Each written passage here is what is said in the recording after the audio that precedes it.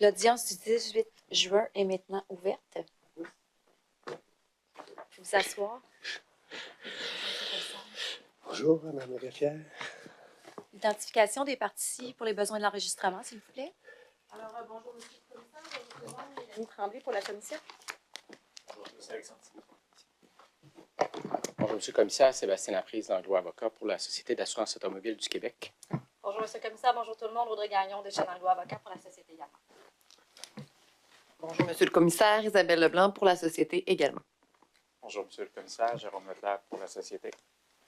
Bonjour, Monsieur le commissaire. Tamara Jean-Joseph pour le syndicat de la fonction publique et parapublique, mais aussi pour le syndicat des professionnels du gouvernement du Québec. Bonjour. Bonjour, Monsieur le commissaire. Patricia Blair pour le procureur général du Québec. Matin. Bonjour, M. le commissaire. Pierre-Luc Beauchesne pour le PGQ. Bonjour, M. le commissaire. Marc-Alexandre Hudon pour le témoin. Parfait. Je vais demander encore la technique de baisser l'identité. La prise m'éblouit encore ce matin. Là, donc, Je l'ai dit, on me dit toujours ça. vraiment dans commissaire. les yeux. Là, donc, si on peut faire un petit quelque chose. Bonjour, M. Marcellet. Bonjour, M. le commissaire. Nous allons vous assermenter. Vous affirmez solennellement de dire la vérité et toute la vérité. Dites « je l'affirme Je l'affirme. ». Vos noms et occupations. Denis Marcellet, président de l'Office de la protection du consommateur. Merci. Juste avant, compte tenu, on m'informe que votre témoignage va être quand même assez long. Donc, je vais rendre tout de suite une ordonnance vous enjoignant de ne pas discuter de votre témoignage avec qui que ce soit, ce qui inclut également les médias. Et cette ordonnance-là va être jusqu'à la fin, jusqu'à ce que je vous libère, ce qui inclut également le contre-interrogatoire des parties à la commission. Ça va? J'en prends acte. Parfait. Juste avant qu'on débute, Monsieur le commissaire, je vous suggère, on aura quand même beaucoup de pièces à discuter avec Monsieur Marcellet. Donc, j'ai avisé mes confrères également. Il y a une liste de pièces amendées qui a été transmise, identifiant l'ensemble des pièces. Et j'aimerais déposer en bloc ce matin les pièces qui n'ont pas encore été déposées, qu'on entend là, utiliser dans le cadre du témoignage de Monsieur Marcellet, qui sont les pièces 45 P303 à 45 P334. Alors, je suggère qu'on les dépose en bloc et qu'on y réfère là, selon la cote qui a déjà été préétablie, que mes confrères ont également. Alors, je comprends que ça va du côté des participants également. Oui, monsieur le commissaire. J'aime bien quand on a beaucoup de pièces, cette façon de procéder, c'est beaucoup plus efficace. Alors, admission en bloc des pièces 45 P 303 jusqu'à 334. jusqu'à 45 P 334. Parfait, donc admission en bloc. Merci. Donc, bonjour, M. Marcellet. Bonjour, M. Tremblay. Je vous remercie de répondre à mes questions. Tout d'abord, vous avez indiqué, là, vous occupez maintenant les fonctions de président de l'Office de la protection du consommateur. Depuis quand vous occupez cette fonction-là? Depuis janvier 24. Ça fait 1 an et quelques mois. Et pouvez-vous nous faire part de votre formation académique? Je suis notaire de profession. J'ai été reçu en 1981 et j'ai pratiqué ma profession pendant une quinzaine d'années, particulièrement dans le domaine de la copropriété où j'étais le spécialiste. Par la suite, est-ce que je continue ou j'attends de voir vos questions? Allez-y, allez-y. Donc, vous êtes notaire de formation. Oui. Est-ce que vous avez une formation additionnelle académique avant qu'on passe à votre parcours professionnel? Non. Donc, maintenant... En fait, j'ai eu 1 an en sciences politiques. Mais c'est pas très gratifiant parce qu'il fallait que j'aie des notes pour rentrer au notariat. Alors, j'ai fait les sciences politiques avant. Donc, une mineure en sciences politiques. J'ai exercé donc pendant 15 ou 16 ans à Joliette et à Montréal parce que je demeure à Joliette. Je demeure toujours à Joliette. Et par la suite, je me suis présenté comme président de mon ordre professionnel. Alors, j'ai été élu pour la première fois en 1996. C'est des mandats de 3 ans. Alors, j'ai été réélu à 5 reprises, donc jusqu'en 2009. Donc, j'ai été président de la Chambre pendant 14 ans et demi, puisque au 5e mandat, j'ai été sollicité pour aller au ministère de la Justice, ce que j'ai accepté sollicité par Michel Bouchard, qui était sous-ministre en titre à l'époque. En 2009. En 2009. Et entre 1996 et 2009, j'ai été aussi un membre actif à l'Union internationale du notariat latin, qui regroupe autour de 90 pays sur 4 continents. J'ai occupé la vice-présidence de l'Amérique du Nord, j'ai occupé la présidence du comité informatique et la présidence du comité stratégique durant ces années-là. Et puis, en 2009, je comprends que vous vous dirigez vers le ministère de la Justice pour occuper quelle fonction?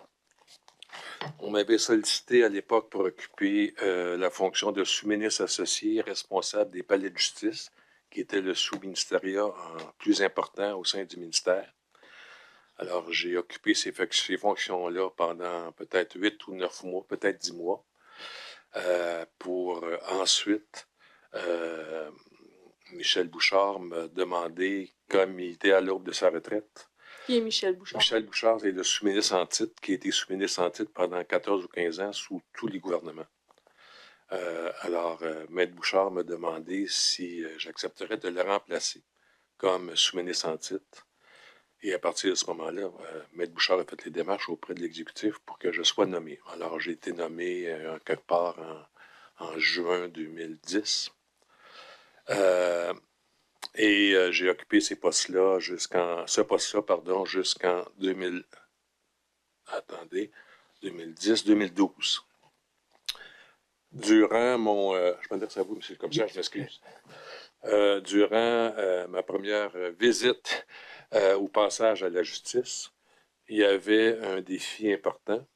C'était, vous vous en souviendrez, le fameux projet informatique SIGE, qui regroupait la justice, le DPCP, la sécurité publique, les policiers, les barreaux, la Chambre des notaires. C'est un projet qui faisait en sorte que dès la saisie d'informations, par exemple par un policier, cette saisie-là pouvait être utilisée dans tout le système judiciaire, donc qui facilitait là, de beaucoup et qui évitait la quadruple saisie là, dans ces dossiers-là. Malheureusement, lorsque j'ai hérité de ce dossier-là, j'ai procédé à l'analyse. J'ai demandé une opinion externe à la firme Raymond Chabot. Je me doutais qu'on n'allait vraiment pas nulle part avec ce projet-là. Je me suis aperçu rapidement que le projet n'était pas terminé, il devait être terminé dans quelques années. Et lorsque le projet devait être livré, on devait déjà changer la plateforme parce qu'on m'informait que le service, le support, ne serait plus accessible à ce moment-là. Alors, vous comprendrez qu'il y avait plusieurs millions de dollars qui avaient été engendrés dans ce projet-là. Alors, on a fait l'analyse de qu'est-ce qu'on peut réserver puis conserver pour la justice. C'était pas suffisant pour conserver le projet SIGE dans la façon initiale. Alors, j'ai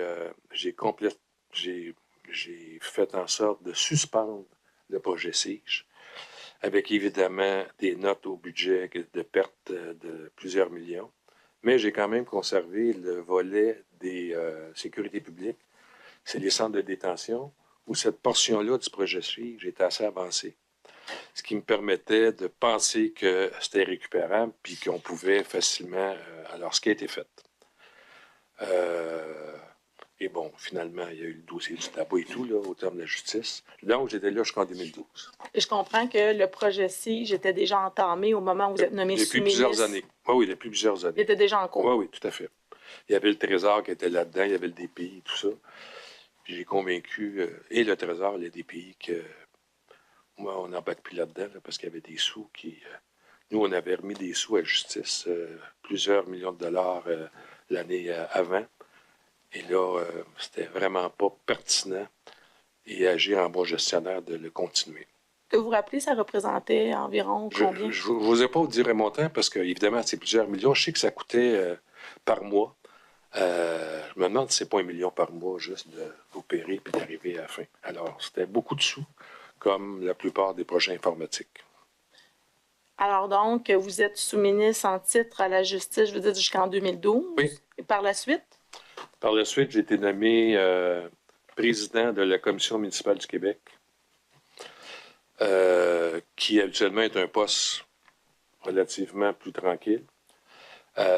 Mais j'allais dire heureusement, j'ai, un mois après mon entrée ou 2 mois après mon entrée, on m'a demandé si j'étais en mesure de gérer la ville de Laval si le gouvernement décrétait la tutelle de la ville de Laval. Alors, en 2 jours, j'ai structuré une équipe et le conseil des ministres était, par exemple, à midi. Je me souviens plus des heures exactes. Et nous, à midi, on était déjà à Laval avec mon équipe pour prendre le relais, parce que ça se fait comme ça, là, pour prendre le relais de l'administration de la ville de Laval. Et il s'est passé toutes sortes de choses. Là. Bon, je n'ai pas besoin de vous expliquer toute la nomenclature de ce qui s'est passé à la ville de Laval. On a, en fait, c'est moi qui devais lever la tutelle à la ville de Laval, ce qui s'est fait à peu près 1 an après, ou 12 mois après, ou 13 mois après. Et vous avez été à cet endroit-là jusqu'à quand? En fait, pratiquement jusqu'à la levée de la tutelle, parce qu'ils m'ont demandé de rester là, parce que le gouvernement m'avait sollicité pour prendre en charge être coroner en chef, parce qu'il y avait des problèmes de délai. Je suis toujours dans les problèmes de délai, moi. Problèmes de délai de la remise des rapports du coroner. Il y avait un rapport de la protectrice du citoyen qui devait être déposé de façon imminente, qui faisait état de cette situation-là. Et moi, j'avais un mandat spécifique de prendre les mesures nécessaires pour faire en sorte de réduire les délais de la production des rapports du coroner. Et ça, vous arrivez au coroner à quelle année environ? 2013-2014, là. J'ai toujours des cycles de 15 mois à peu près. 2013-2014. Alors, j'ai fait ce que j'avais à faire au coroner. On a réduit les délais, bon, etc. J'ai conçu le système de tutorat aussi pour les jeunes coroners, pour qu'il y ait un support des anciens coroners. Donc, ça s'est fait comme ça. Et peu de temps après, donc 15 mois après, on m'a demandé, j'allais dire aussi pour le coroner, toujours confronté à des situations, à des défis. 1 mois après mon arrivée, est arrivée la situation tragique de l'île verte. Alors, j'ai été appelé à gérer ce dossier-là, évidemment du point de vue du coroner, mais il y avait 30 quelques morts. Je ne veux pas rappeler des mauvais souvenirs, mais qui étaient pris dans la glace, etc. C'était épouvantable. Et donc, on avait à créer une morgue temporaire et d'identification des parties et faire appel à des archéologues pour identifier les os. C'était assez pathétique. Fait qu'on a relevé ça. Et j'ai été après sollicité par le secrétaire général de l'époque de prendre le relais du sous-ministériel en titre de sécurité publique. Si vous vous souvenez, suite au départ du sous-ministre qui était là à l'époque, Martin Prudhomme, pour aller DG de la Sûreté du Québec. On se situe en quelle année, là, environ? Si j'additionne, là, on se situe... je ne sais plus trop. Là, 2016, on est autour de 2016? 2016, attendez, 2016, je ne vais pas vous donner des chiffres. J'ai été en 2012 pas à l'office, mais à la commission. Après, j'ai été au coroner, 2012, ça va être 2015. Ça peut être autour de 2016, effectivement. Parfait. 2016. Évidemment, j'ai été obligé de relire mon CV pour me souvenir de tout ça, là, parce que... Beaucoup. Donc j'étais sous-ministre en titre de la sécurité publique. Vous savez ce que ça comporte, la sécurité publique. C'est évidemment les polices, évidemment les centres de détention, puis la sécurité civile. C'est un ministère qui occupe 7 jours en semaine, presque 24 heures par jour. J'ai occupé ça pendant 1 an, 1 an et demi encore, pour recevoir un autre appel du secrétaire général pour me demander, il ne demande jamais vraiment, il te dit, tu vas aller à tel endroit, comme on est des fidèles collaborateurs du gouvernement, puis on doit être loyal auprès du gouvernement, ils m'ont demandé d'aller au transport. Et tu menais du transport dans leur foulée des problématiques avec l'auditrice interne et l'auditeur interne dans la saga de Dominique Savoie. Alors, j'avais le mandat avec carte blanche, qui n'était pas nécessairement très agréable pour moi, comme disait le premier ministre de l'époque, de faire le ménage. Ce qui n'est pas très flatteur, ce qui n'est pas très le fun pour quelqu'un qui a à faire le ménage. Alors, qui veut chercher la confiance des employés. Alors, j'ai fait ça. J'ai eu 2 ministres à ce moment-là. Le ministre Daou, qui est décédé, et le ministre qui était notaire de Thetford Mines, son nom m'échappe. Laurent Lessard. Laurent Lessard, qui était lui aussi notaire, je devrais m'en souvenir. Et quelques mois après mon arrivée, donc 4 ou 5 mois, j'ai eu un problème de santé où j'étais obligé de m'arrêter pendant 4 mois. Contre mon gré, presque. Et là, le secrétaire général a nommé un autre sous-ministre parce que c'était un ministère qui ne pouvait pas avoir un intérim longtemps. En me disant, ben, lorsque tu seras sur pied, ben, on t'affectera ailleurs. Alors, à mon retour, en janvier, je ne sais plus quelle année je suis rendu, là, peut-être en 2018. 2018, ça pourrait faire du sens? Oui, à mon retour, le secrétaire général, ou en fait le comité exécutif, m'a donné un mandat spécifique. C'était à l'époque de Jordan. Et les délais en matière criminelle et pénale étaient pires que les autres années avant. Et il m'a donné un mandat de revoir tous les processus en matière criminelle et pénale et de voir où sont les goulots, où sont les problématiques, et de voir l'informatisation du système criminel et pénal. C'est le système aujourd'hui qui se fait, là, Lexus. Alors, j'ai effectivement été au ministère. Pendant quelle période? Rappelez-vous combien de temps? J'ai été là, encore toujours la même chose, là, 15 mois, peut-être 12 mois, pour mettre en branle une analyse des processus avec toutes les parties prenantes. Ça va du système policier aux juges, des différentes cours, au DPCP, au barreau, Chambre des notaires. En fait, toutes les parties qui gravitaient ou qui étaient parties prenantes du processus en matière criminelle et pénale. Alors, on a revu étape par étape tous les processus. Et où on pouvait, parce qu'on ne pouvait pas tout informatiser. Il y a des processus qui ne s'informatisent pas. Et avant d'informatiser, on regarde s'il y a des problèmes pour les modifier, parce qu'on ne peut pas informatiser ou numériser une situation sans faire l'analyse rigoureuse de ce qui va, ce qui ne va pas. Là. Alors, on a fait ça. Après, on a travaillé sur l'architecture du projet d'informatisation. On a aussi, j'allais dire, fait en sorte qu'on a recherché un financement, parce que ça demande des sous. Alors, j'ai travaillé assez fort, je vous dirais, pour obtenir un financement du Trésor et du ministère des Finances. Et je suis assez fier de dire qu'on a obtenu un montant de 500 millions pour faire cette transformation-là. Montant qui sert encore aujourd'hui pour faire tout le processus qui avance.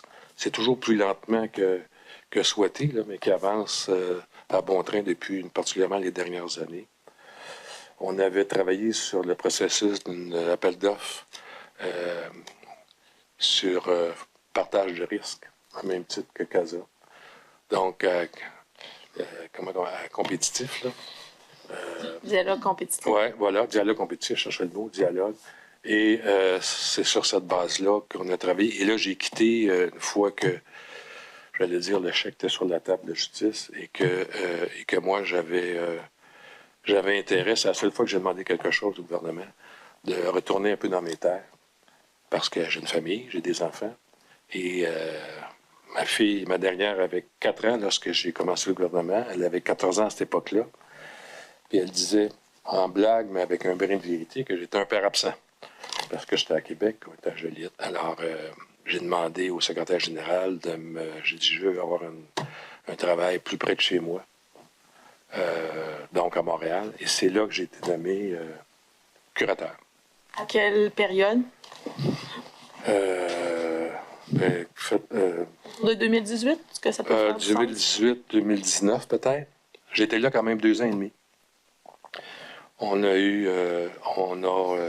d'entrée de jeu, je suis arrivé pour constater que la loi qui datait de 78 ne correspondait pas du tout au respect des droits des personnes vulnérables. Et on s'est mis un chantier pour refaire la loi.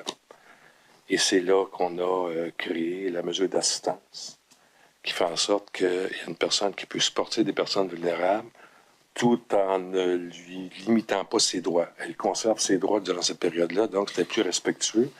Et ça correspondait plus aux attentes de la population en 2019-2020 qu'en 1978. On n'avait pas la même attitude par rapport aux personnes qui étaient vulnérables à cette époque-là.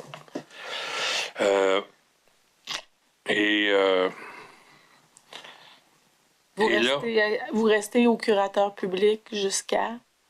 Jusqu'à temps que je reçoive un appel du secrétaire général de l'époque, qui m'a demandé... C'était qui? Qui était M. Yves Ouellette, qui m'a demandé de venir le rencontrer à Québec. Alors déjà là, j'anticipais un peu qu'il m'a demandé quelque chose. On est quand à ce moment? Écoutez, moi je suis rentré en janvier 2022. Fait qu'on était en novembre 2021. À quoi? 2019, 2021 au curateur. Donc en novembre... M. Ouellette m'a demandé, il était transparent, il m'a dit qu'il y avait un processus de sélection de la part du conseil d'administration, qu'il avait été choisi 3 personnes et que ça ne semblait pas vous correspondre aux besoins, aux souhaits de l'exécutif, qui en passant, le conseil d'administration, dans ces moments-là, recommande, c'est quand même le conseil des ministres qui nomme. Alors, il m'a demandé si je voulais bien prendre le relais. Encore une fois. Je vous avoue bien honnêtement que j'avais aucun intérêt, puis je n'étais pas vraiment emballé par l'offre. Parce que là, j'avais retourné à Québec, me relouer un appartement, dire à ma fille que j'avais dit que je ne retournerais jamais à Québec, que finalement, je retourne à Québec. L'aspect familial, on l'oublie souvent dans ces fonctions-là. Mais il ne faut pas oublier qu'on est des personnes, puis qu'on est des individus, puis qu'au-delà du travail, il y a une famille. Alors, finalement, comme on est des fidèles serviteurs, les gens se plaisent à dire ça. J'ai répondu oui, mais j'ai mentionné 2 conditions. Une condition que mon remplaçant ou ma remplaçante au curateur devait être une personne de la boîte. Parce que la loi était adoptée, mais on était au déploiement, parce qu'elle était en vigueur 1 an après l'adoption. Puis je ne voulais pas, encore une fois, abandonner les employés qui étaient là. Puis je voulais qu'il y ait une continuité pour que le déploiement se fasse de façon correctement. Alors, j'ai dit, prenez la meilleure personne que vous, mais respectez qu'il faut que ce soit une personne d'interne. Ce qu'il a fait. Ça, c'est la première condition. Deuxième condition, j'ai dit, moi, il n'est pas question que je sois nommé sans que j'ai une entrevue ou une audition auprès du comité de sélection. Contrairement à ce qui s'est dit, je pense, antérieurement, c'est moi qui ai exigé. Parce que j'ai assez d'expérience pour que le gouvernement, il a beau prendre la décision, mais que j'ai été parachuté du champ gauche au conseil d'administration sans qu'il puisse opiner sur mon expérience et mon expertise. Fait que j'ai effectivement obtenu cette deuxième condition. J'ai été en entrevue avec le comité de sélection, le même comité de sélection qui avait choisi 3 personnes. Et après l'entrevue, ils ont décidé de me mettre dans le chapeau avec les 3 autres. Puis le reste a suivi son cours. Alors, moi, il n'était absolument pas question que je joue ça. Je partais avec 2 prises au bâton. Là. Fait que faut être conscient qu'il fallait que j'aie l'assentiment du conseil d'administration si jamais j'étais nommé. Alors, heureusement ou malheureusement, ils m'ont choisi. Et voilà. Alors, j'ai été à l'office, pas à l'office, mais pour finir, à la SAC là, je connais précisément la date et l'année. J'ai été nommé le 17 janvier 2022 et j'ai quitté, choisi mes mots, le 4 avril 2023. 4 avril 2023. Par la suite, on m'a recruté pour retourner à la justice. Mais en fait, vous savez, dans ça arrive ces moments-là, on est un peu, on est à l'exécutif, pardon, on nous donne des mandats, et je ne me plaisais pas vraiment, parce que j'avais l'impression que je n'étais pas utile à grand-chose. Alors, j'ai sollicité que je veux faire d'autres choses. On m'a demandé de retourner à la justice pour faire revivre la table justice qui s'était pas tenue depuis 2-3 ans. Donc, de rappeler, moi, c'est tous des partenaires que je connaissais de toute façon. Alors, de faire revivre la table justice, toujours les mêmes partenaires, barreau, les juges en chef, le DPCP, l'aide juridique et le reste et le reste. Et de faire en sorte de développer un plan d'action. Vous allez deviner pourquoi? Pour réduire les délais en matière pénale. Parce que c'était dramatique.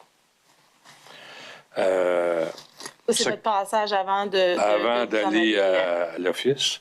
Et j'ai fait ça dans un premier temps. J'ai eu aussi le mandat de faire le même exercice en matière jeunesse. Parce que aussi les délais en matière jeunesse étaient déplorables.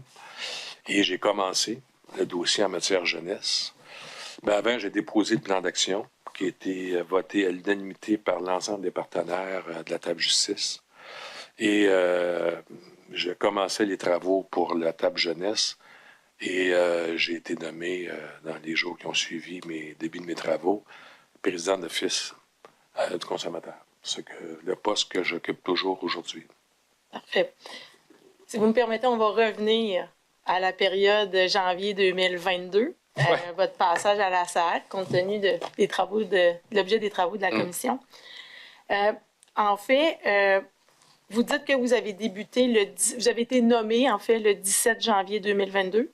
J'ai été nommé avant, mais mon début de fonction était le 17 janvier. Parfait. Avant d'entrer en fonction, je comprends que le 17 janvier, c'est votre première journée où vous entrez au travail. Oui. Est-ce qu'on vous donne un mandat spécifique? On vous nomme, on vous dit que vous allez devenir le nouveau PDG. Et là, on a PCD, vous allez voir, on a différentes, mais je comprends que dans le cours de votre règne, on va transformer ça pour PDG. Alors, si vous me permettez, on va utiliser cette expression-là pour éviter la confusion. Je comprends qu'au moment où vous arrivez, avant votre première journée, est-ce qu'on vous donne une commande? Est-ce qu'on vous dit, vous vous rendez là, vous avez dit auparavant que dans certains mandats, on vous disait, vous avez un ménage à faire. Là, qu'est-ce qu'on vous dit là, quand on vous envoie, on vous nomme à la SAC? Bien, en fait, contrairement au transport ou à d'autres endroits où j'avais quelque chose de particulier à faire, ce que M. Ouellette m'a demandé, c'est d'avoir apporté une attention particulière, ce qui n'est pas un grand ménage. D'ailleurs, j'avais à briser ce mythe-là quand je suis arrivé auprès des employés puis auprès des VP au transport, au SAC, d'avoir une attention particulière pour le service à clientèle parce qu'il y avait eu des problématiques dans le cadre de la pandémie. Et il y avait un dossier important qui s'appelait CASA, qui était là depuis 2014. Et de s'assurer que la livraison va se faire correctement. C'était le mandat c'était pas un mandat spécifique, c'était des généralités, c'était pas au même titre que les autres dossiers, où là, j'avais des mandats très spécifiques. Là. Quand vous arrivez à la SAC, est-ce que vous vous rappelez combien d'employés environ? C'est une boîte qui a combien d'employés? C'est à peu près, je pense, 4200, si ma mémoire est bonne. C'est une grosse boîte, là. C'est pas... Mais avant d'arriver à la SAC, avant mon entrée en fonction, j'ai sollicité la PDG de rencontrer le conseil d'administration et les comités de gestion. Pourquoi? J'entendais dire par certaines personnes qui me connaissaient du transport et de d'autres ministères qui pensaient que j'avais été nommé pour faire un grand ménage. Alors, je voulais tout de suite briser ce mythe-là. Alors, j'ai rencontré le conseil d'administration avant les fêtes, je pense, pour me présenter, puis pour me dire un peu les objectifs. Et c'est pourquoi je m'en viens à la SAC. Et c'était quoi ces objectifs-là que vous verbalisez au conseil d'administration? Ben, d'améliorer le service à clientèle. Je sais qu'il y a eu des efforts de fait de l'améliorer. d'améliorer, de faire en sorte que le dossier CASA puisse voir le jour. Et je me souviens d'avoir dit aussi que, du coup, toujours considéré d'une personne externe que je m'excuse, j'ai toujours pas. Ça va venir. Vous allez me trouver attachant, puis vous allez regarder. Oui, c'est ça. Je vous enlever les mots de la bouche. J'ai toujours pensé que la SAC manquait de visibilité autre que le permis de conduire. Moi, quand je pensais à la SAC avant, c'est l'émission des permis de conduire. Je trouvais ça réducteur par rapport à l'immensité de la boîte. Alors, j'ai dit, vous avez un projet d'assurance collective qui est exclusif presque au monde, auquel l'ensemble des citoyens bénéficient à peu de frais. Et je pense qu'il faudrait faire la promotion de ce service-là, parce que les gens oublient en payant leur permis qu'il y a une police d'assurance qui est rattachée à ça, puis qui fonctionne bien, dont les fonds accumulés étaient extraordinaires. Alors, j'avais dit que le rayonnement, pour moi, de la SAC est important, pour faire connaître la SAC sous d'autres angles que l'angle des permis de conduire. Il y a les contrôleurs routiers. Je défiais les citoyens de savoir que les contrôleurs routiers étaient sous la juridiction de la SAC. Peu de gens savaient ça. Alors, il y avait toutes des situations que j'avais vraiment... Évidemment, je m'étais préparé avant de rencontrer le conseil d'administration. Alors, c'est un peu dans ces généralités-là que je me suis présenté, mais je voulais surtout leur dire que peu importe ma nomination, je vais travailler avec toute l'équipe en place parce qu'il y avait une personne qui était dans les 3 personnes qui étaient choisies. Ça fait que ça me mettait dans une situation un peu particulière. Cette personne-là, je l'ai rencontrée dans les premiers jours, je pense que c'est le 20 janvier, pour mettre les choses claires. Pour dire on travaille ensemble ou pas ensemble. Puis je pense que ça a été heureux parce que j'ai donné d'autres responsabilités par la suite. Mais peu importe. Alors, j'ai tenu à rencontrer le CA et les vice-présidents. Ça, c'est avant votre arrivée au 17 janvier. Ça, c'est avant mon arrivée du 17 janvier. Alors, vous rencontrez les membres du CA, les VP aussi? Oui. OK. On va revenir au VP. Vous dites aussi que vous avez rencontré l'ancienne PDG? Vous avez rencontré Mme Nathalie J'ai Tremblay? rencontré Mme Tremblay avant les fêtes. Une rencontre qui a duré 1 heure, 1 heure et demie, sans plus. Ça a été une rencontre conviviale, là, mais évidemment que Mme Tremblay, c'est pas moi qu'elle aurait choisi. C'est correct, je respectais ça, c'est la vie. Connaissiez-vous avant de la Je l'ai rencontrer? connue parce que j'étais un peu son patron indirect quand j'étais sous-ministre au transport, parce qu'elle relevait du ministre toujours, mais je l'avais vu une fois au transport. Je n'ai pas été là bien longtemps, là. Je l'avais vu une fois au transport. Sans plus, je ne la connaissais pas plus que ça. Alors, elle m'a fait de la rétrospective des dossiers. Elle a fait de la rétrospective des VP, en me mentionnant qu'il y avait 2 VP qui avaient prévu leur retraite, notamment M. Frenette et M. Malenfant. Alors... Est-ce qu'elle vous dit le moment où la retraite est anticipée? Oui, mais c'était pas précis encore. Je pense que pas François Frenette, c'est un prof d'université.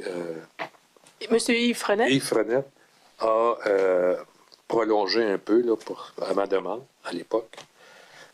Et Carl Malenfant, c'était imprécis aussi, mais ça devait être après le déploiement de CASA. Ça a été comme pas plus que ça, honnêtement. Là. Vous dites environ 1 heure. 1 heure, 1 heure et quart. Et on ne s'est jamais vraiment reparlé après. Est-ce qu'elle vous parle du projet CASA en cours? Elle me parle du projet CASA. Qu'est-ce qu'elle vous dit? Je me souviens. De mémoire. Ben, il n'y a rien qui m'a accroché, je ne peux pas vous dire les mots exacts, là, mais il n'y a rien qui m'a accroché qui me faisait en sorte que j'avais le goût de sortir par la porte et m'en aller chez nous. Là. On me parlait dans des termes, elle me disait que c'est un projet qui travaillait depuis longtemps, que Carl Malenfant était le maître d'œuvre de ce dossier-là. Puis voilà, mais c'est pas, il ne met pas la lumière de ce qu'on entend depuis quelques semaines. C'est clair. Et vous dites que vous rencontrez des VP également. Oui. Bon, Mme Tremblay, vous la rencontrez avant les fêtes. Avant votre entrée du 17 janvier 2022, vous rencontrez les VP. Oui, au début janvier, là, je me souviens plus exactement. OK. Donc, vous rencontrez entre autres M. Malenfant. que je connaissais un peu par hasard, un peu. OK, vous le connaissez de où?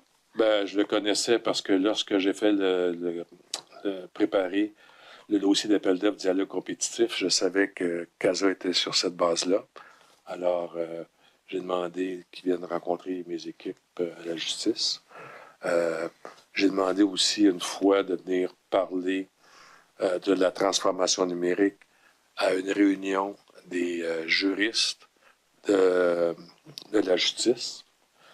Ils viennent parler de son projet, puis je pense que c'est un gars je dis, Carl, c'est une personne qui s'exprime extrêmement bien. Alors, il est venu parler de ça, parce qu'évidemment, une transformation numérique à la justice, c'était aussi, entre guillemets, angoissant pour les personnes qui ont à l'utiliser que toute autre transformation numérique dans tout autre ministère. La gestion du changement est un facteur important, quasiment aussi important que le projet lui-même.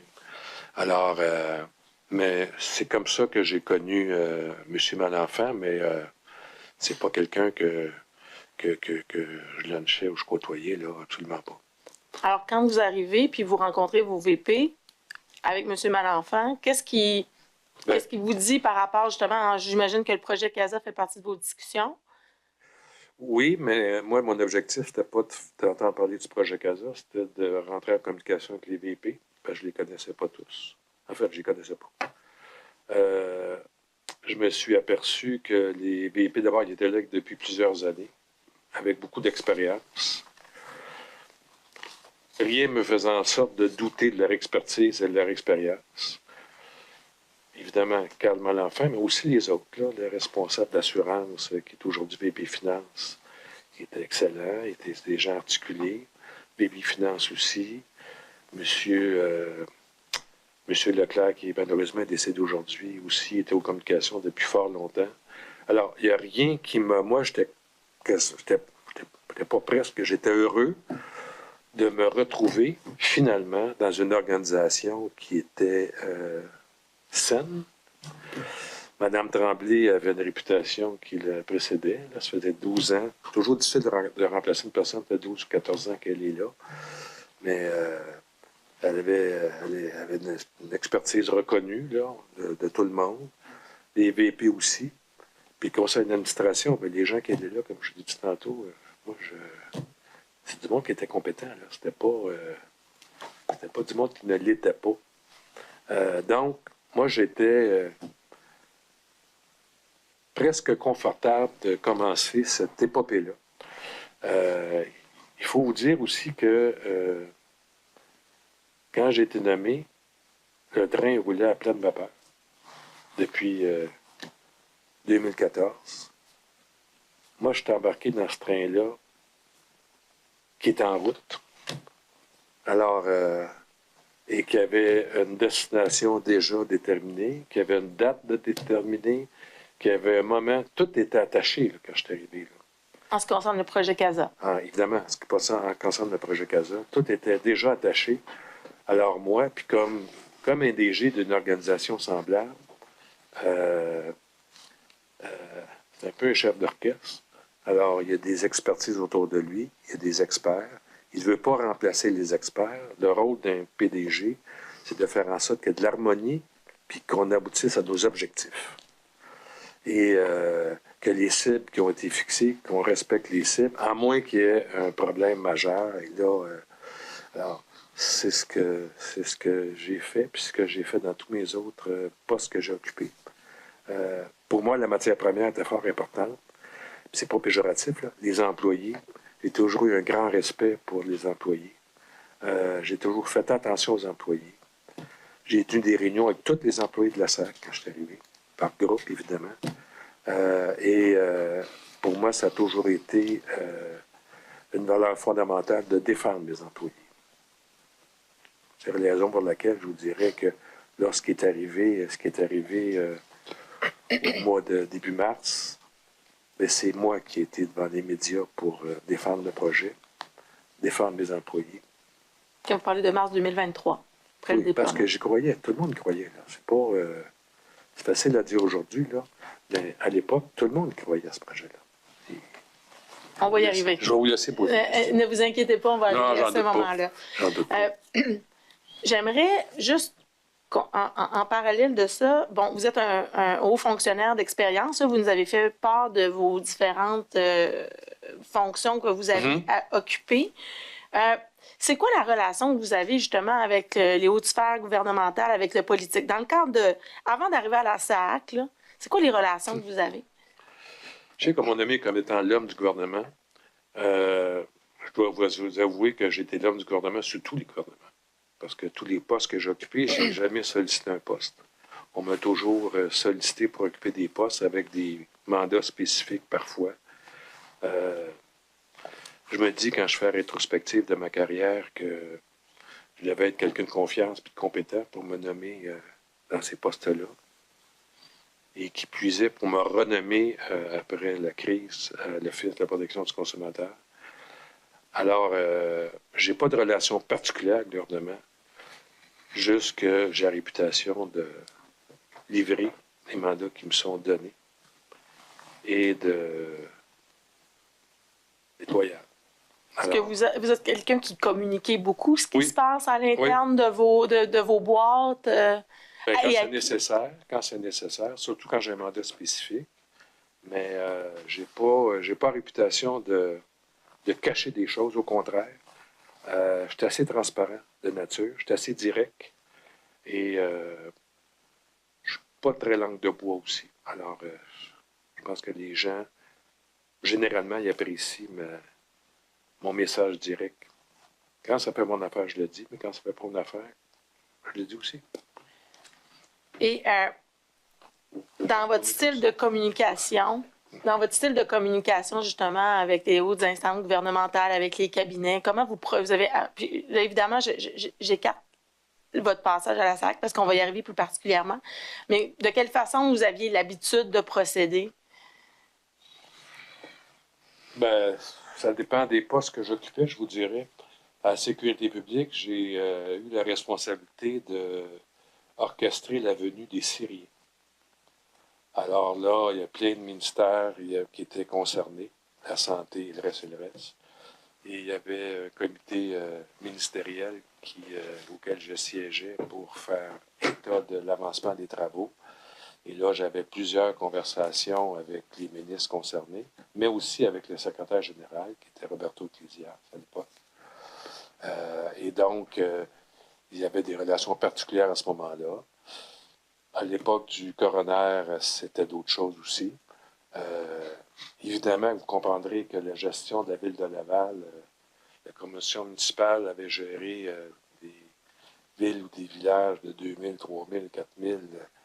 Elle n'avait jamais géré une deuxième ville au Québec, qui est Laval, avec les problèmes qu'il y avait à ce moment-là. Alors, c'est sûr que j'étais en communication avec le ministre Gaudreault de l'époque, qui m'a fait confiance, parce qu'il aurait pu nommer ça à l'externe, parce que c'est important que je le tienne au courant, pour la simple et bonne raison que je sais que les ministres, en période de questions, ils répondent à des questions. Et que un dossier comme Ville de Laval, bien, je l'ai informé de l'évolution des dossiers, dans la mesure où je jugeais que je pouvais l'informer.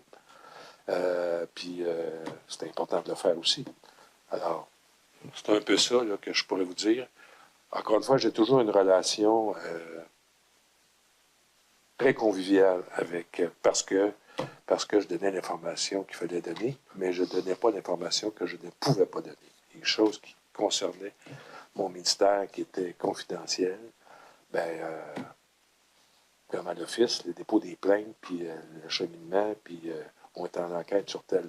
Je n'ai pas à dire ça, c'est confidentiel. Parfait. Quand vous arrivez, on va revenir en... Je parle trop fort ou pas assez? OK, si vous mettez là le micro, ça va être parfait. Je vais voir plus comme ça tout le temps. Merci. Alors, quand vous arrivez à titre de PDG de la SAAC, en fait, vous relevez de qui, fonctionnellement? Bien, je relève du conseil d'administration et du secrétaire général aussi, là, parce que finalement, il n'y a pas un haut fonctionnaire qui ne relève pas du gouvernement. Mais j'avais à faire rapport d'abord à mon conseil d'administration. C'est clair. Et outre votre conseil d'administration, à qui pouviez-vous avoir à faire rapport? Au ministre. Au ministre? Au ministre. Et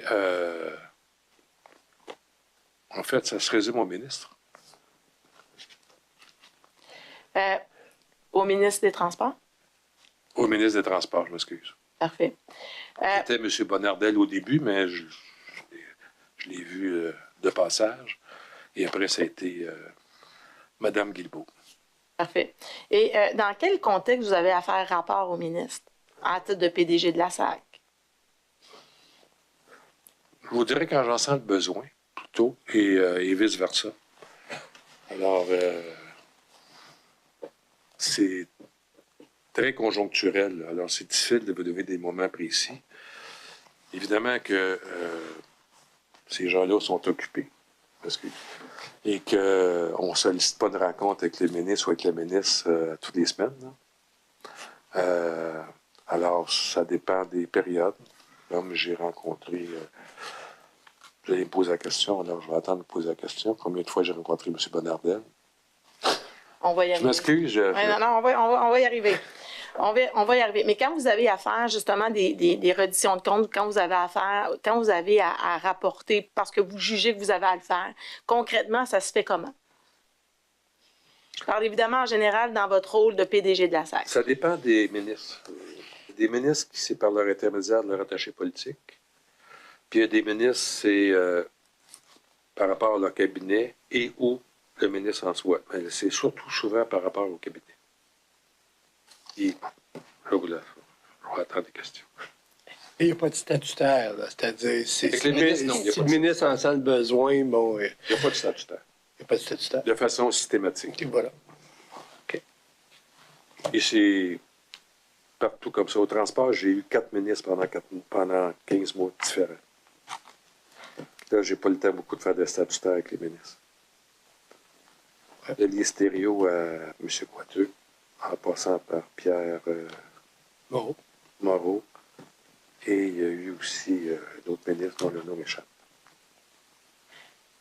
Donc, ça se fait de toutes sortes de façons. C'est-à-dire que vous pouvez vous solliciter parce que vous avez quelque chose à dire. Vous pouvez être sollicité. Oui, mais il faut se dire que c'est presque toujours une relation de confiance aussi.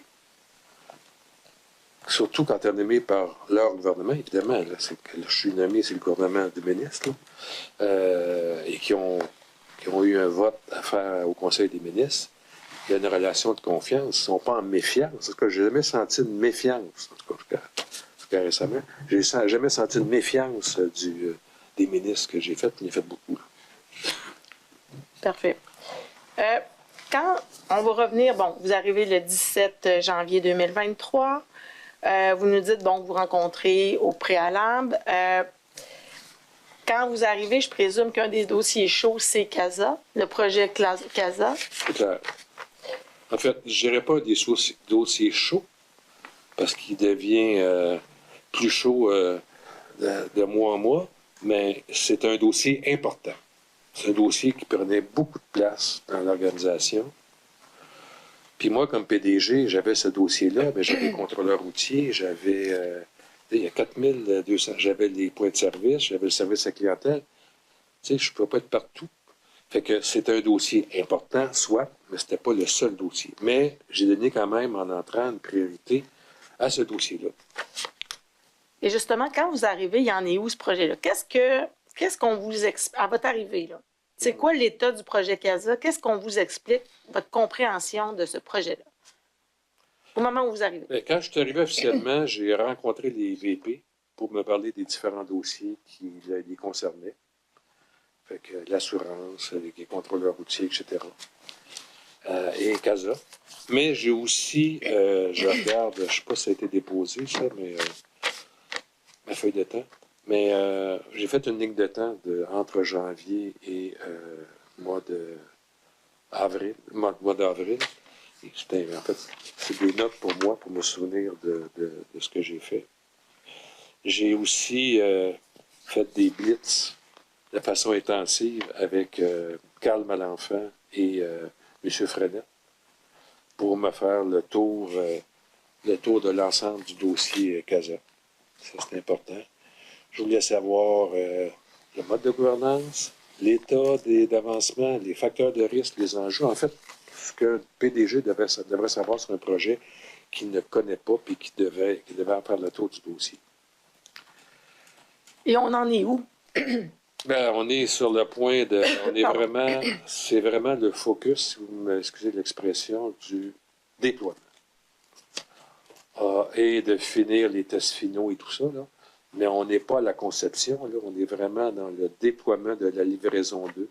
Livraison 1 a eu lieu. Livraison 1 était là, mais il y avait livraison 2, puis il y avait éventuellement la livraison 2.5, la livraison 3. Ça, je peux en parler après, là, mais c'était la livraison 2. Quand je disais que j'étais embarqué dans le train qui était déjà en marche, le dernier bout qu'il y avait à faire, là, dernier tronçon, si je conserve le train, c'était les déploiements. Alors, c'était la gestion de changement, l'élaboration de la formation des employés, c'était le test des tests finaux, c'était un jour dans la vie, là, c'est faire le... Bon, alors, c'était tout ça en même temps. C'est beaucoup d'informations, je le concède. Vous avez pu le constater par le nombre volumineux de tableaux, de présentations, de redditions de comptes. On en parle notre latin, honnêtement. Là. Il faut se remettre dedans tout le temps. C'était super bien fait. Et vous dites... Le responsable des TI était une personne fort intelligente. M. Malenfant. Oui, qui était reconnu au sein du Conseil du Trésor, du DPI, etc. C'était une personne qui avait une réputation en TI. Et que, avec les présentations qu'il me faisait à ce moment-là, et les présentations qui nous ont été faites par la suite, écoutez, c'était limpide, c'était clair, tout était beau, là. Tu s'entends, là? Il n'y aurait pas, moi, quand j'ai été à la SAC, c'est pas parce que je voulais meubler davantage mon CV, là. J'étais presque en fin de carrière, alors je l'ai fait parce qu'on me l'a demandé, là, mais... Alors, c'était un dossier qui était de la façon que c'est présenté. Il n'y avait pas d'enjeu particulier, sauf les enjeux qui sont toujours là dans des projets majeurs comme ça. Il n'y a pas de risque nul dans ce genre de projet-là. Il y a des risques, mais il faut calculer les risques. Vous avez dit que vous rencontrez M. Malenfant. Vous avez aussi dit que vous rencontriez M. Frenette aussi en lien avec le projet. Parce que les deux ont travaillé dans ces projets-là depuis le début. C'est ce que j'avais compris. L'implication de M. Frenette là, dans le CASA, votre compréhension à ce moment-là? C'est le VP Finance. Fait qu'il a joué un rôle important. Là, évidemment qu'il n'était plus VP Finance quand je suis arrivé. Il s'était occupé de la clientèle, là, qui après, ça a été Jean-Philippe Mackenzie. Mais il était là tout le temps. Moi, je n'étais pas là, finalement, là, dans le dossier CASA. Alors, c'était deux personnes indissociables dans mon esprit pour le dossier CASA. Et est-ce qu'on vous parle du contrat? Parce qu'en fait, CASA, il y a aussi un contrat cadre qui a été signé en 2017. Est-ce qu'on vous informe de tout ça à votre arrivée? Vaguement. Qu'est-ce qu'on vous dit? Moi, ma préoccupation, c'était d'abord, puis je n'avais assez, là, de m'occuper du présent. Il faut que je rappelle que j'étais là 14 mois. Alors, de m'occuper du présent, de la livraison. Et je n'étais vraiment pas... En tout cas, c'était pas une plus grande préoccupation de ce qui s'est passé avant. Je voulais avoir le constat d'aujourd'hui. Puis après, on verra. Mais ce qu'on m'a parlé du contrat, qu'effectivement, il y avait un contrat qui était assez flexible. Puis je parlais au monde juridique aussi, là, qui était assez flexible. Il y avait des choses là-dedans, comme la livraison 3, on pouvait la faire ou pas la faire, etc. C'était un contrat, pour un notaire, ça me surprenait un peu, là, mais qu'un contrat qu'on pouvait faire à peu près, on pouvait moduler ça un peu selon le gré du vent. Et donc, tout ce qui avait été fait m'était assuré que ça respectait le contrat. J'avais une confirmation. Je me référais beaucoup juridiquement. Est-ce que vous en avez pris connaissance de ce contrat-là? Non. Non? Non. Non. Est-ce qu'on vous informe du coût du contrat? 458, oui, point 4. Oui. On vous dit ça au départ. Je ne sais pas si au départ, mais je l'ai su par la suite. Vous l'avez su.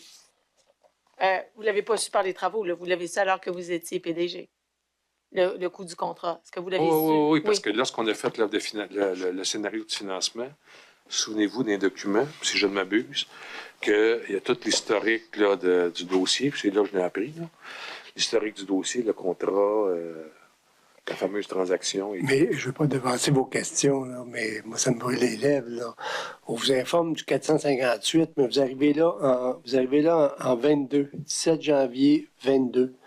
On vous parle qu'il y a eu une transaction et qu'on a revu les bases du contrat. Est-ce qu'on vous en informe? On m'a parlé, peut-être pas à cette rencontre-là, probablement. Là, mais je m'excuse, monsieur le commissaire, je ne voudrais pas dire des choses que je ne suis pas convaincu. Mais oui, je savais, le contrat initial était de 458 millions, point 4, et qu'il y avait une transaction qui était confidentielle. En 2020. Oui, confidentielle. Confidentielle pour le PDG. Oui, monsieur. Confidentiel pour le PDG. Vous me dites ça sérieusement, là? Sérieusement. C'est une convention. Mais c'était avant moi. Fait que c'était une convention qui était... Moi, je ne l'ai jamais vue, cette convention-là. Jamais. D'accord. Donc, justement, sur cette transaction-là, qu'est-ce que vous savez? Quand on vous parle du contrat, on vous dit qu'il y a une transaction parce qu'on vous dit qu'on peut remanier des éléments dans le contrat. Qu'est-ce qu'on vous dit par rapport à la transaction? Ce qu'on me dit, c'est que il y avait de la liquidité dans le contrat initial de 458 millions, que dans la transaction, qui faisait suite à la gestion de partage de risque, il y a eu un montant qui a été donné par l'Alliance et il y a un montant qui aurait été payé par la SAC. J'ai comme mémoire autour de 100 millions. Ce 100 millions-là a été puisé dans la liquidité qu'il y avait dans le 458 millions. Ça, je savais ça. Et que c'est à ce moment-là que... mais c'est tout du oui-dire parce que je n'étais pas là. Ce 100 millions-là a été perçu dans l'enveloppe du 458 millions et que à l'époque, ils auraient dit au conseil d'administration que évidemment que s'ils prennent 100 millions, ça va manquer en quelque part, puis qu'en 22, à peu près, ils étaient pour recogner à la porte du CA pour demander des budgets supplémentaires. Fait que moi, tout était logique là, avec la demande de financement supplémentaire en 2022. Là. Vous dites 100 millions. Est-ce que je peux vous suggérer que c'était 135 millions? Est-ce que ça peut faire du sens? Est-ce que vous vous rappelez de ce chiffre-là? Qui a été remanié, comme vous dites, là, qui a été des liquidités. Je ne sais pas si le centre... j'ai lu les documents, mais je pose la question si le 135 millions n'était pas le 135 millions payé par l'Alliance. OK. Fait que pour vous, vous ne vous rappelez pas que c'est un 135 millions qui a été... Honnêtement, je me suis posé la question, mais quand j'ai vu le document qui résume ce qu'on anticipe, là, le 228 millions, c'est marqué 135 millions. C'est le même 135 millions qui était mentionné dans le même document. Et je pense que c'est pas la même chose. C'est... sauf erreur, là. Si vous me permettez, je vais vous référer à un document. Peut-être que ça va vous rafraîchir la mémoire. Alors, j'aimerais peut-être qu'on prenne, Madame la greffière adjointe, la pièce qu'on a préalablement préidentifiée 45 P320. C'est quel onglet, M. Tremblay? Oui, je vous donne ça. Juste un instant.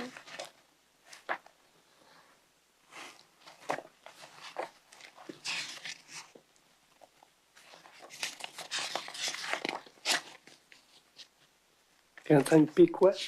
320. Ça va être l'onglet 33.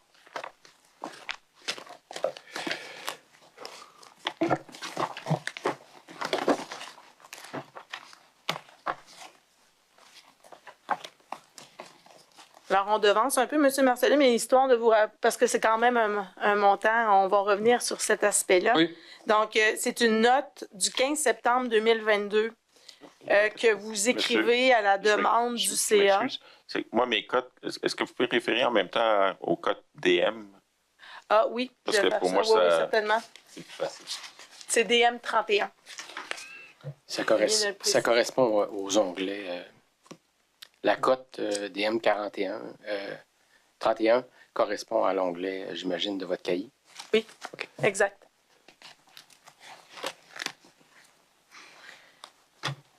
Alors, il s'agit d'une note que vous avez écrite à la demande. On va y arriver éventuellement au CA du 15 septembre 2022. Alors, je vous demanderai peut-être, Madame la greffière adjointe, de descendre au 3e paragraphe de la note.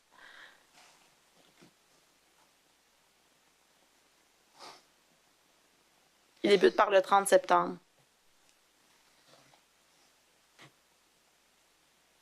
Je le concerne, c'est 135 millions dans la portion. Il y a d'autres chiffres là, pour la Oui. L3, tout ça.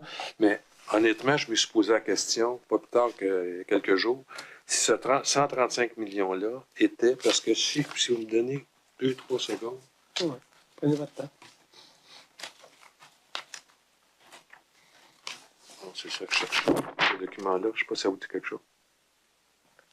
Oui, pouvez-vous donner le numéro en haut à droite? Ah, mais c'est mes documents à moi. Là. Comme en haut à droite, il devrait y avoir une date, 7 juin. 7 juin. Alors, Si vous vous référez... permettez, Monsieur le Commissaire, il y a une phrase qui dit « Une replanification de la livraison 2 a été faite en tenant compte des ajouts de la portée, de sa complexité et de l'allongement de le calendrier. » Ça va. Le lot de la L2 ont été subdivisés. Les lots de la L2 ont été subdivisés pour plusieurs cycles. Et une transaction a été conclue le 30 septembre avec l'Alliance afin de lui réallouer la somme de 135 millions pour la réalisation de la L2. J'avais mal lu. Donc, c'est nous autres qui avons réalloué. Ouais. Vous avez raison. Alors, vous, Vous avez tout à fait raison. ça va. Ça va Parce pour la que- pièce, c'était pour vous rafraîchir la mémoire. Non, c'est bon. Ben, écoutez, je demande de m'excuser sur la mémoire faillie de temps en temps. Là, mais... C'est ça qu'on a des documents, hein? Oui, parce que Ça sinon, sert. on n'en sort pas. Là. Même avec des documents, des fois, on n'en sort pas. Donc, si on revient encore là à votre début de mandat, sur votre connaissance de ce qui s'est passé dans le cadre de la transaction, alors vous comprenez qu'il y a eu un remaniement de somme de liquidité de la SAC à l'intérieur du contrat qui a été fait par le biais de la transaction.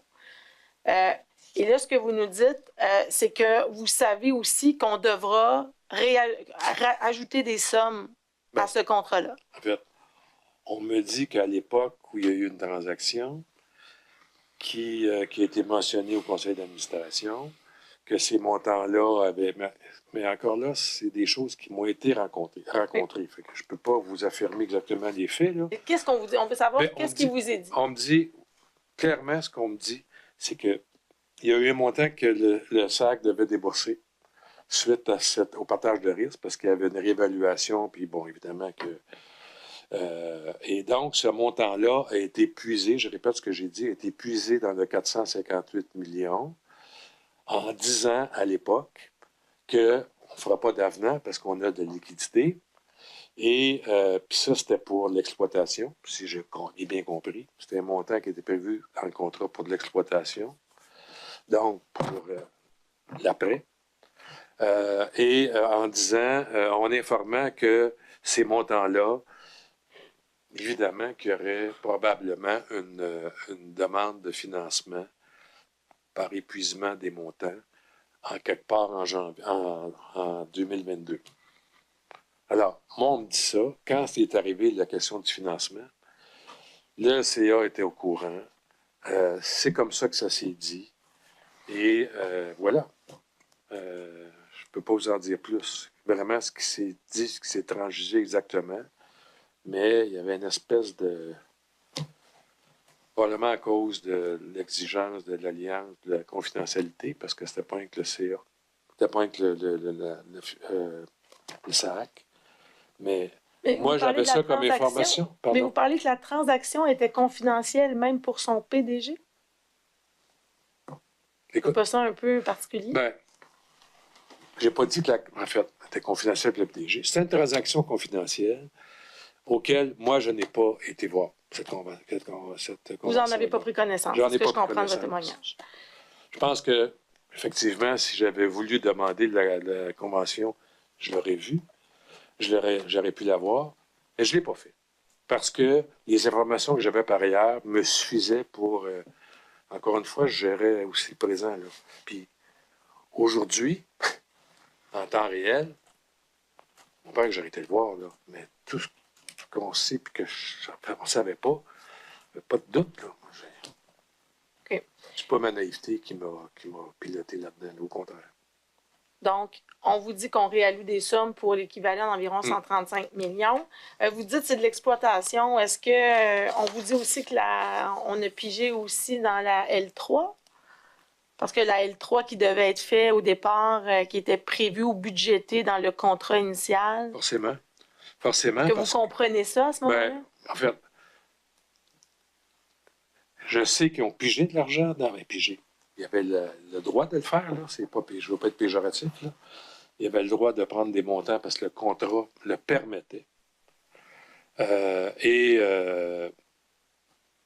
parce que le contrat le permettait, bien évidemment, ça avait une incidence sur les autres objets parce qu'il avait rajouté le contrôleur routier, il avait rajouté il avait mis des services ou des plateformes qui n'étaient pas privées à l'origine. Mais le contrat aussi le permettait. Le juridique m'avait confirmé que le contrat le permettait. Alors, c'est sûr que ces montants-là, perçus, encore une fois, inévitablement devaient manquer à l'appel en bout de piste. Là. Puis si vous regardez là, je ne veux pas anticiper vos questions, mais si vous regardez le financement de 222 millions, ben, ça comprend aussi une portion de L3, auquel, moi, je peux vous dire ça tantôt, là, auquel, moi, j'étais clair dans mon esprit que le financement demandé, c'était clair que ma recommandation, puis je l'ai dit à tout le monde, qu'il n'est pas question que je recommande un financement de 222 millions au conseil d'administration. C'était 46 ou 47 millions, 0,6. 45 millions. Puis qu'il y avait d'abord la livraison à faire d'L2, puis après on verra. Parce qu'on avait la possibilité d'aller, parce que l'Alliance n'avait pas trop été facile. Alors, il dit après on verra, parce qu'on pouvait aller en appel d'offres ailleurs, sur la L3. Alors, on va y arriver à cette portion-là. Mais je pense que c'est important que je dise ça dans le contexte de votre question. Est-ce que vous comprenez aussi à ce moment-là qu'au départ, on avait un contrat de 458 millions où on devait avoir un résultat X ou des éléments X et qu'au final, compte tenu qu'on a rejoué dedans dans le cadre de la transaction, on n'aura pas tout ce qu'on devait avoir au départ, ce qui avait été initialement prévu en 2017. Est-ce que ça, vous comprenez ça quand vous arrivez? C'est ce qui est... Quand je suis arrivé, non. Vous comprenez ça à peu près? Par la suite, là, mais écoutez, là, on m'a expliqué ça, on m'a expliqué les budgets, on m'a expliqué où était rendu dans Casa. Mais je vous avoue qu'on était vraiment, tout le monde, en tout cas, dans la phase du déploiement. On s'entend? Et que le fait qu'il manque de sous, moi, je ne l'ai pas su au début. Là. J'ai su ça au mois de mars ou mai, qu'il manquait des sous. D'ailleurs, il y a eu un scénario au mois de juin, etc. Mais je n'ai pas su ça au début. Et je voyais bien avec le budget demandé par les TI qu'il y avait une portion de L3, parce qu'il n'y avait plus d'argent pour faire de L3. Le premier avenant que j'ai signé assurait la livraison de L2 et assurait les 3 premiers mois d'L2 sur la récurrence et la maintenance de l'Alliance. C'est ça ma préoccupation. Après, on verra. Et il y a certains qui tenaient à ce qu'on fasse tout de suite le financement. Moi, c'était clair que je ne donnais pas un chèque de 222 millions à ce moment-là. Et puis, quand vous arrivez, vous nous dites ce qu'on vous explique là, à votre arrivée, là, qui vous donne les explications de où on en est dans CASA, l'aspect financier, l'historique du contrat, de la transaction. Qui exactement vous donne ces informations-là? Écoutez, évidemment qu'il y a les gens de CASA, mais il y a aussi la BP Finance qui a dressé plein de notes. Là, vous voyez les notes dans les documents qui me donnaient l'historique qu'on parle. Là, il y a une note de la VP Finance qui explique tout ça. Moi, je ne pouvais pas connaître tous ces détails-là, mais il y avait un document qui expliquait... lorsqu'on a présenté... Là, je vois du coq à l'âne, je m'excuse, mais c'est parce que ça... Non, allez-y. Excusez-moi, Monsieur le commissaire, on s'est concerté là, de façon non verbale. On entend très mal le témoignage de Monsieur Marcelet. Est-ce que ça serait possible de parler plus proche du micro, s'il vous plaît? On peut même De approcher les l'approcher, micros, oui. là. S'il vous plaît, là. Je m'excuse. Merci. Habituellement, elle ne me voit pas. Là, mais Non, c'est pas de souci, mais c'est vraiment je suis difficile. timide. Est-ce que vous m'entendez Je suis mieux? du même avis. Moi, c'est que vous partez haut, mais des fois, vous finissez vos phrases, là, puis ça me prend... Moi aussi, je vieillis, là, donc ça me prend plus d'attention. Donc, si vous pouvez avoir... Vous me dites que je vieillis, moi aussi. Là, c'est ça? J'ai rien dit, moi. Je vais... Moi, je suis un gars de fait. Oui, moi aussi. Ça tombe bien. Je ne suis pas un gars d'impression, je suis un gars de fait. Alors, Déjà, je le donne ton les est faits. meilleur. Pardon? Ça me semble meilleur, le Ben ton. là, je vais lui donner plus de coffre. Ça Parfait. va? Allez-y. Alors, je disais, On était à vous dire qui vous donne ces informations-là. Vous avez parlé des gens, des informations sur le contrat, la transaction et tout ça. Vous avez parlé de... VP Finance, VP la VP Finance. Finance, oui. Vous avez parlé des gens de CASA. Les gens de CASA, pouvez-vous les identifier plus particulièrement? Ben, c'était, moi, les géants que je rencontrais le plus souvent, c'était le VP, parce qu'il y a VP Malenfant. Pomeranier, M. Malenfant, et son bras droit, là, Mme Caroline Folk-Busque, qui l'accompagnait souvent, qui, elle, gérait le projet.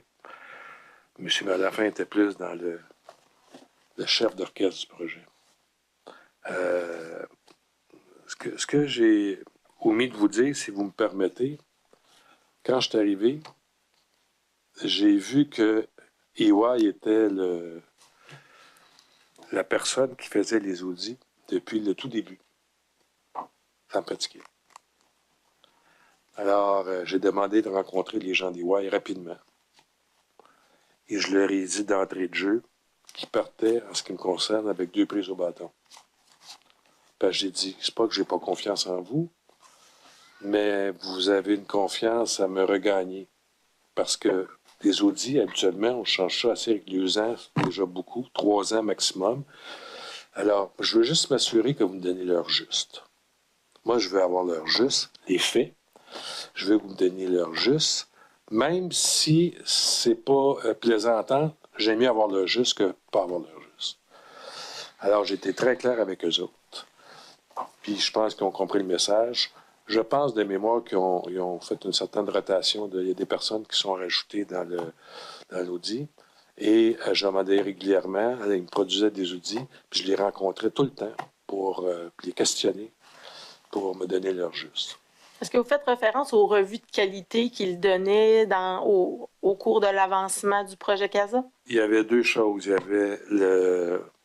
avait les revues de qualité. En fait, à chaque cycle, là, ils donnaient leur appréciation. Enfin, eux, ils étaient engagés à me donner leur juste. On s'entend, ils nous disent c'est ça. Et ils sont rajoutés aussi les portes, les fameuses portes pour gérer le déploiement. Et eux il y avait eu le mandat de faire les portes aussi. Et ils assistaient à toutes les rencontres des portes avec les directeurs généraux. Puis j'étais présent pour me donner les commentaires. Ils s'étaient rajoutés à ces rencontres-là, parce qu'il y en avait des rencontres, là, une puis une autre. Ils s'est rajouté à ces rencontres-là auxquelles EY était là, qui venait d'EY, une expert en déploiement et en gestion de changement. Je me souviens plus de son nom, c'est une Française, mais je me souviens plus de son nom, honnêtement. Qui, elle, il y avait des rencontres, il y avait toujours une espèce de huis clos après entre nous pour nous donner ses appréciations de ce qu'il entendait, puis l'avancement des travaux. Jean-Philippe McKenzie était là parce que lui était responsable aussi du déploiement et des points de service. Alors, c'est comme ça qu'on l'a fait. Mais lorsque je les ai rencontrés au début, je n'ai pas parlé de porte, là. J'ai juste parlé des faits qui étaient là depuis un certain temps, puis que moi, j'avais un certain malaise. J'ai dit, s'il vous plaît, apaisez mes malaises, parce que j'ai j'ai un problème d'apparence et non pas j'ai un problème de conflit, j'ai un problème d'apparence de conflit d'intérêt parce que ça fait trop longtemps que vous êtes là. Confirmez-moi que ce n'est pas le cas. Puis qui vous rencontrez? Est-ce que vous vous rappelez Non. des gens, des Non. noms des gens? Non, honnêtement, non.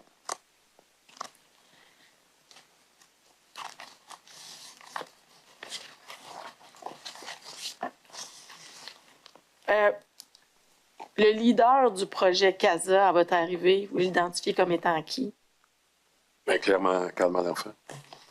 Et qu'est-ce que vous constatez de son leadership dans le cadre de ce projet-là? Là? Qu'est-ce que vous constatez? Comment il opère le projet?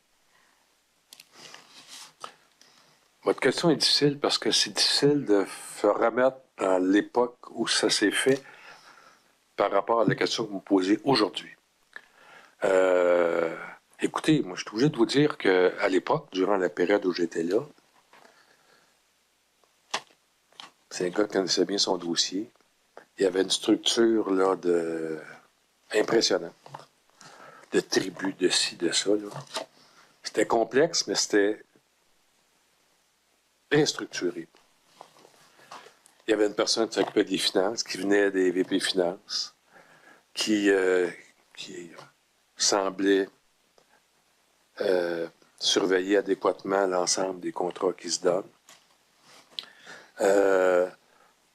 Moi, la période où j'ai été là, au niveau des contrats,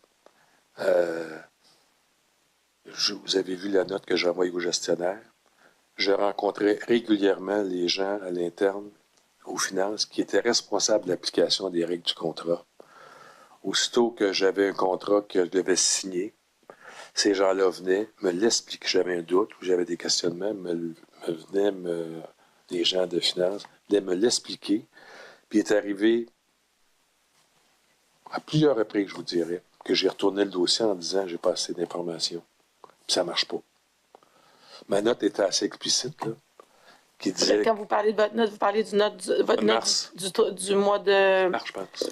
De mai sur les contrats. Mai, peut-être mai. On peut peut-être y aller tout de suite, Oui. si vous, comme vous y référez. Alors, c'est une note qui est...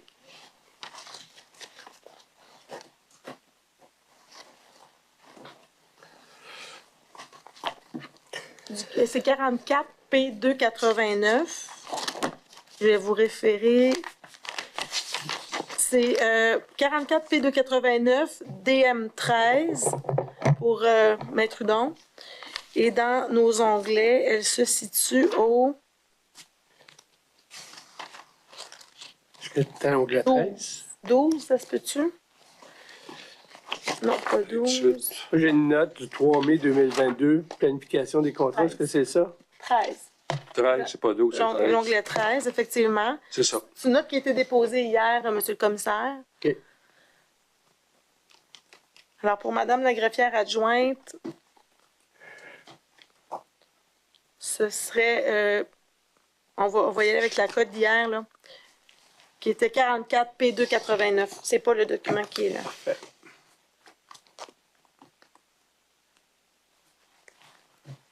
On va la montrer à l'écran. Dans l'intervalle, là, monsieur Marcelet, vous vous rappelez de cette note-là à laquelle vous nous référez? Tout à fait.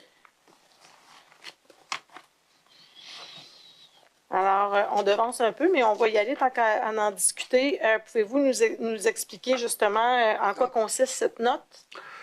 Ben, d'abord, je vous rappelle toujours que je suis rentré en fonction le 17 janvier, qu'une boîte comme la SAC, ça prend un certain temps avant de voir un peu comment ça fonctionne, c'est quoi leur façon de faire habituelle. Je me suis aperçu assez rapidement quand même qu'il y avait tendance à faire des contrats de gré à gré, de façon, dans ma perception, de façon peut-être inhabituelle.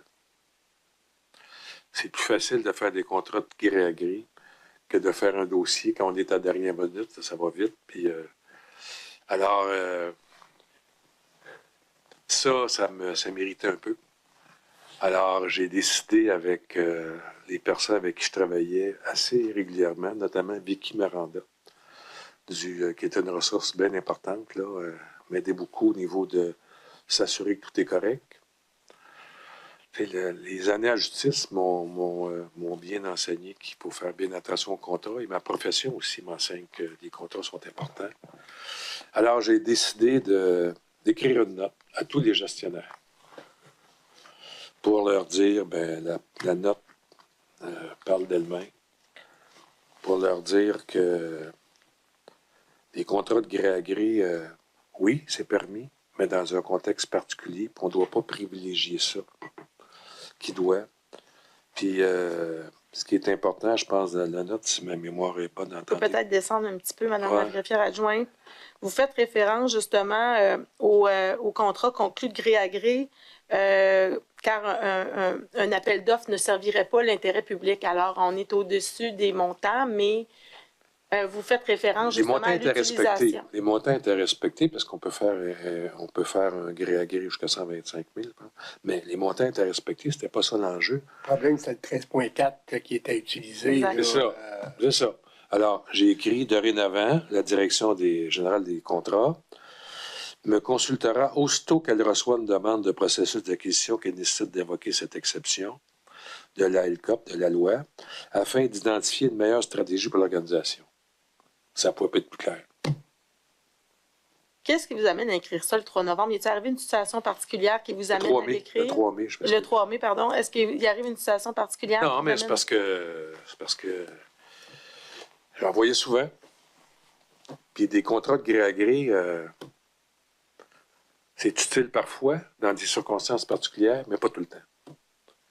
Alors, c'est le nombre de contrats de gré à gré qui me présentait devant moi qui m'a appelé à prudence, puis d'avertir les gens, prudence. Fait que, évidemment que les contrats, Vicky Miranda et une autre personne qui l'accompagnait tout le temps, dont son nom m'échappe, là, était très enthousiaste que je décrive ça aux gestionnaires parce que je ne pense pas que c'était l'habitude. Mais pour eux, ça les soulageait aussi parce qu'ils étaient toujours confrontés à... Alors, j'avais pas de problème à écrire cette note-là. Je l'assumais entièrement. C'est votre initiative? Oui, Et puis, elle a été distribuée comment? tous les gestionnaires.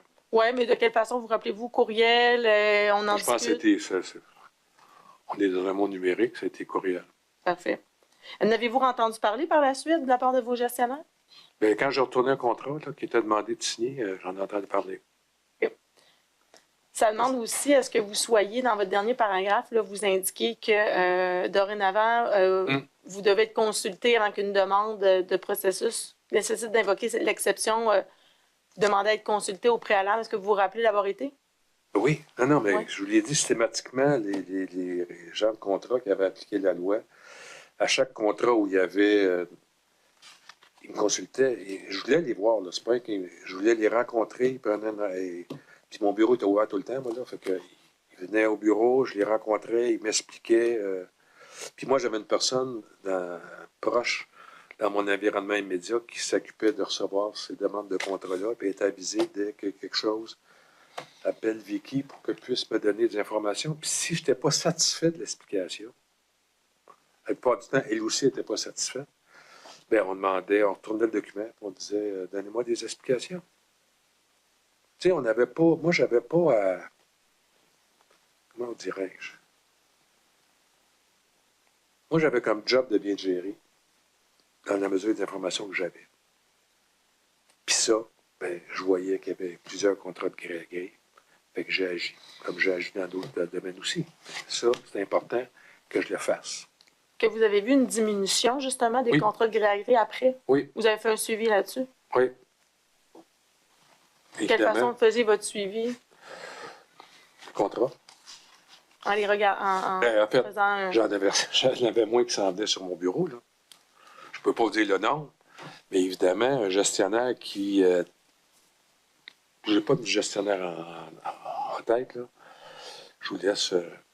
mais les gestionnaires qui faisaient appel à cette mode de contrat-là, ben, ils étaient plus prudents parce qu'ils savaient que je signais pas aveuglément. Là. Parfait. Ce qui nous a amené à cette note-là, c'est que je vous ai posé des questions en lien avec M. Malenfant. J'aimerais ça peut-être qu'on revienne à ce bout-là, si vous me permettez.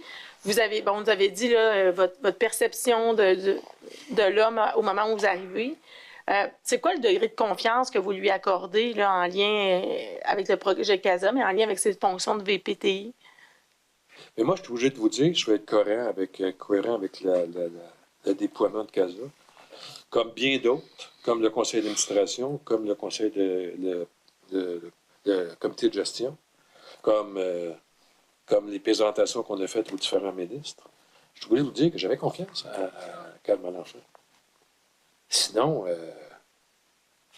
faut payer assez cher pour faire une chose de laquelle je ne suis pas d'accord. Là. J'avais confiance, puis par surcroît, j'étais capable d'avoir confiance pour le défendre devant les médias. C'est à ce niveau de confiance-là avec lui. C'est clair. C'est clair que j'avais confiance. J'avais confiance sur les documents qui nous étaient présentés, sur les tableaux qui nous étaient présentés, sur les rééditions de comptes. Puis vous allez voir, pour avoir dans vos questions plus tard, le nombre de rencontres qu'on a eues avec les comités des CA spéciaux, les rencontres à tous les vendredis. Écoutez, il y en a eu des rencontres. Puis avec la réputation que ce bonhomme-là avait aussi. C'est quoi la réputation que vous aviez entendue de lui? Ben, c'était un expert en TI. Puis que, certes, il y avait eu Hydro-Québec, je le savais. Vous le saviez? Oui. Mais qu'au DPI du gouvernement, au Trésor, c'était un exemple, là, ce gars-là. Il y avait cette réputation-là. Fait que la confiance, là, je serais mentir de vous dire que je n'avais pas confiance. Est-ce que vous avez douté durant votre passage de 14 mois sur la véracité des informations qu'il pouvait vous transmettre?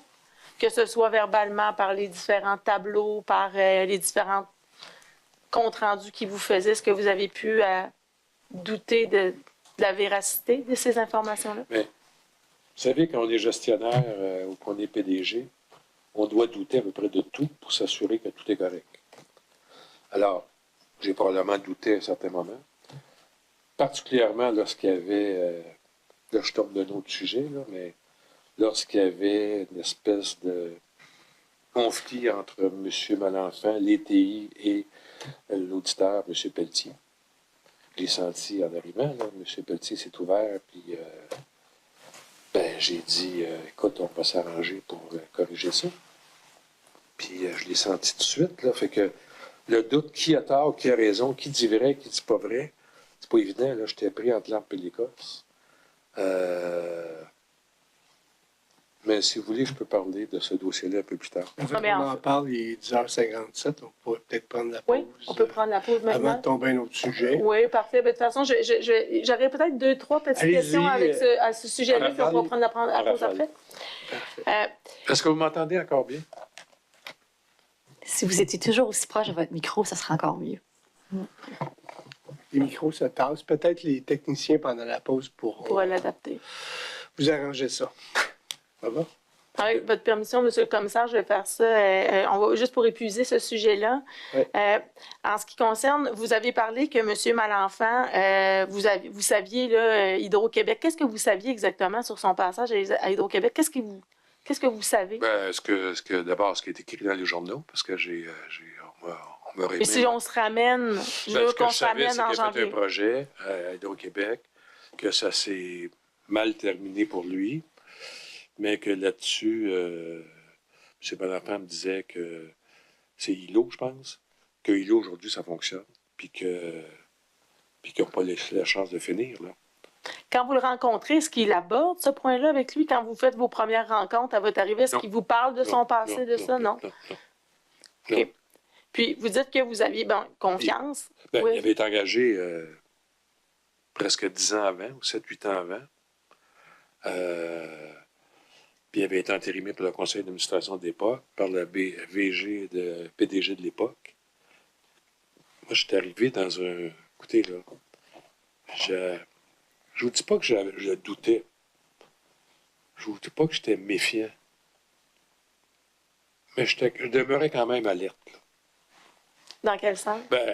Comme dans tous les projets informatiques, on doit l'être alerte, là. C'est jamais évident, un projet informatique. Puis, par expérience, souvent dans ces projets-là, surtout de cette envergure-là, il y a un langage de ces personnes-là qui souvent même si on est familier quand même un peu. Vous avez vu par ce que j'ai fait antérieurement, que je ne suis pas incomplet, ignorant en informatique, là. Il y a quand même un langage hermétique. Et donc, on est toujours un peu, pas suspicieux, je n'irais pas dire jusque-là, mais j'étais alerte, je demeurais alerte. Là. Mais même en demeurant alerte, si, encore une fois, si tout ce qui se dit est vrai, parce que ça demeure encore des allégations, là, je suis prudent juridiquement parlant, c'était correct. C'était pas. Écoutez, j'ai pas pris un risque là, à cette époque-là. J'ai pas été en disant ben ça va aller, là. J'étais convaincu. J'étais convaincu. Avec l'information que j'avais, en fait, nous étions convaincus. J'étais pas tout seul dans la gamique, là. J'étais convaincu. Puis, tu sais, en quelque part, c'est pour moi qui branche les fils, là. Fait que ce qui nous est présenté, on était tous convaincus qu'on était, quand on a dit le go, c'était go, no go, ça s'est pas fait au coin d'une table d'un restaurant. Là. On aura l'occasion d'arriver à cette étape-là. Ouais. Alors, je vous suggère, comme M. le commissaire l'a mentionné, là, qu'on prenne la pause du matin maintenant. Oui, parfait. 20 minutes de pause. Merci. Veuillez vous lever.